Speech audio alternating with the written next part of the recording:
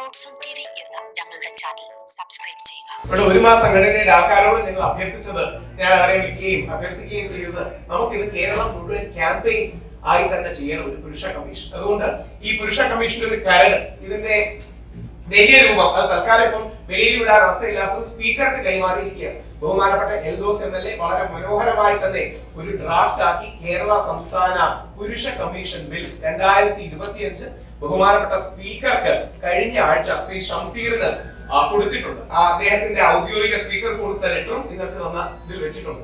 ആ ലെറ്ററിന്റെ ഭാഗമായി അദ്ദേഹത്തിന് കൊടുത്തിരിക്കുന്നതുകൊണ്ടാണ്, അവരുടെ പ്രിവിലേജ് കമ്മ്യൂണിക്കേഷൻ ആയിട്ടാണ് പൂർണ്ണമായും തരാൻ കഴിയാത്തത്. പക്ഷെ അതിലെ പ്രധാന ഭാഗങ്ങൾ, പ്രസക്ത ഭാഗങ്ങൾ നമ്മൾ ഇതിൽ ആഡ് ചെയ്തിട്ടുണ്ട്. ഒരു പുരുഷ കമ്മീഷൻ, യുവജന കമ്മീഷൻ മാതൃകയിൽ വനിതാ കമ്മീഷൻ മാതൃകയിൽ ഒരു പുരുഷ കമ്മീഷൻ. ആ പുരുഷ കമ്മീഷന്റെ ആവശ്യകതയാണ് ഓരോ ദിവസവും വരുന്നത്. ഈ ഞാൻ ഇവർക്ക് കൊടുക്കുന്നതിന് ഒരു ചോദ്യം കൂടെ ചോദിക്കാം. ഷാരന് പ്രായം 23 അല്ലെങ്കിൽ 24. ഷാരന് ഒരു യുവാവല്ലേ?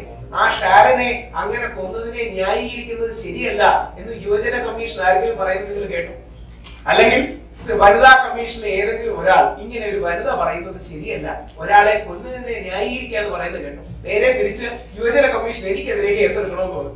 വനിതാ കമ്മീഷന്റെ സതീദേവി മാഡം, യുവജന കമ്മീഷനിലെ M. ഷാജർ, രാഹുൽ ഈശ്വറിനെതിരെ കേസെടുക്കണമെന്ന് പറഞ്ഞു. എന്തിനാണ്? ഞാൻ വളരെ ബഹുമാന പുരസരം ഒരു വാക്ക് പോലും തെറ്റാതെ അല്ലെങ്കിൽ കുമാരി ഹണി റോസിനെ ടിവിയിൽ ഇരുന്ന് വിമർശിച്ചത്.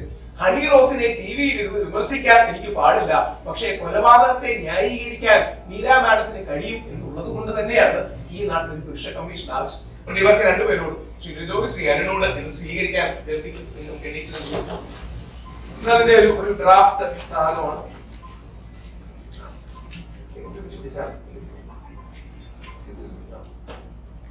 ഇത് നമ്മുടെ പുരുഷ കമ്മീഷൻ ബിൽ. ഇന്ത്യയിൽ ആദ്യമായിട്ടാണ് അങ്ങനെ ഒരു മെൻസ് കമ്മീഷൻ ഡ്രാഫ്റ്റ് ചെയ്യപ്പെടുന്നതും നിയമസഭയിൽ എത്തുന്നതും. സ്പീക്കറുടെ അനുമതി ഈ 7-ാം തീയതി ബജറ്റ് സമ്മേളനം വരുന്നതും അവിടെ ആ ദിവസങ്ങളിൽ അങ്ങനെ ഒരു അനുമതി കിട്ടും. ആ അനുമതി കിട്ടും. നിയമവകുപ്പിന് ഓൾറെഡി MLA എൽദോസ് ഇത് അയച്ചിട്ടുണ്ട്.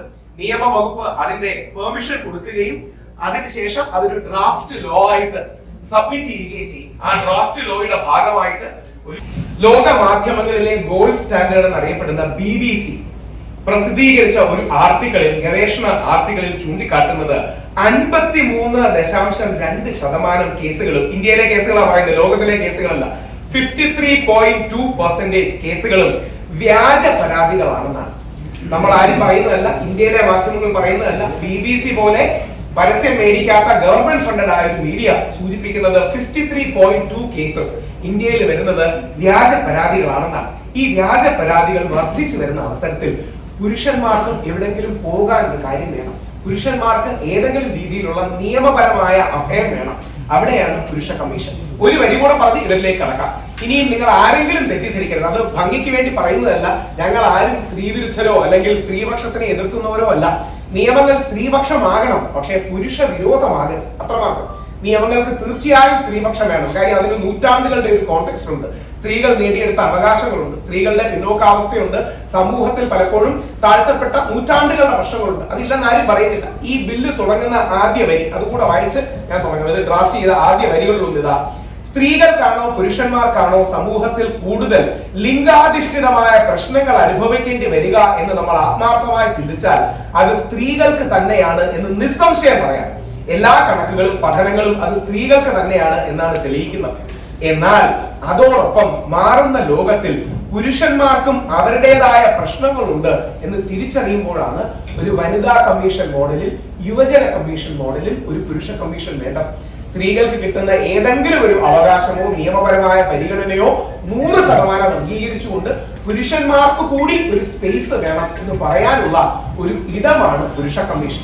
അതൊരു ബില്ലായിട്ട് നമ്മുടെ നിയമസഭയിൽ വരുന്നു എന്നുള്ളത് അഭിമാനകരമായ ഒരു കാര്യമാണ്. ഞാൻ യുവജന കമ്മീഷന്റെ ഭാഗമായി പ്രവർത്തിച്ചിട്ടുള്ള വ്യക്തിയാണ്.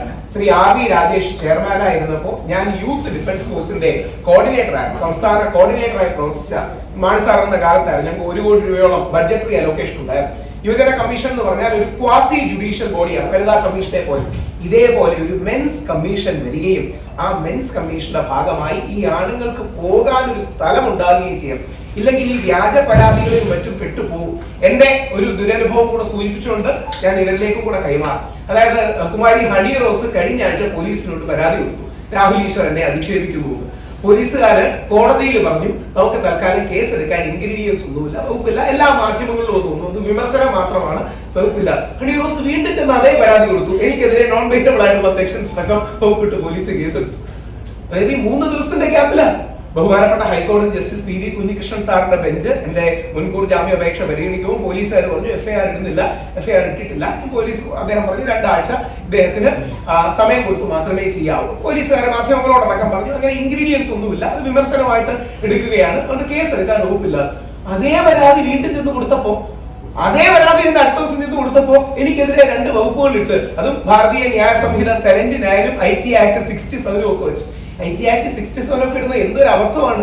ഞാൻ ഏതെങ്കിലും ഒരു ചാനൽ ചർച്ചയിൽ കയറി പറഞ്ഞ കാര്യങ്ങളൊക്കെ IT ആക്ട് 67 പരിധിയിൽ എങ്ങനെ വരും? ഈ 79 ടീസിംഗ്, അതായത് പുകാല ശല്യം അടക്കമുള്ള വകുപ്പുകളാണ് ഈ 79 പരിധിയിൽ വരുന്നത്. ഇതൊക്കെ എങ്ങനെ ആപ്ലിക്കബിൾ ആകും? പക്ഷെ അത് ചോദിക്കാൻ ആരുമില്ല. കാര്യം എനിക്കറിയാം, പോലീസുകാർ മനസ്സിൽ ചിന്തിച്ചിരിക്കുക, അവിടുത്തെ അനീഷ് സാർ എന്ന് പറഞ്ഞ ഒരാളെ എനിക്ക് തോന്നുന്നു, അല്ലെങ്കിൽ അവിടുത്തെ പോലീസുകാർ നല്ലവരായിരിക്കും. പോലീസുകാർ പരസ്പരം പറയുന്നത് നമ്മൾ എന്തൊരു തൊല്ലെടുത്ത് വെക്കുന്നത്, ഹണി റോസ് വീണ്ടും ഒന്ന് പരാതി നൽകിയിട്ടുണ്ട്, നമ്മൾ പരാതി ഇല്ലെങ്കിൽ അവിടെ കോടതിയിൽ പോയി നമ്മൾ അവരെ സപ്പോർട്ട് ചെയ്യില്ല എന്ന് പറയും.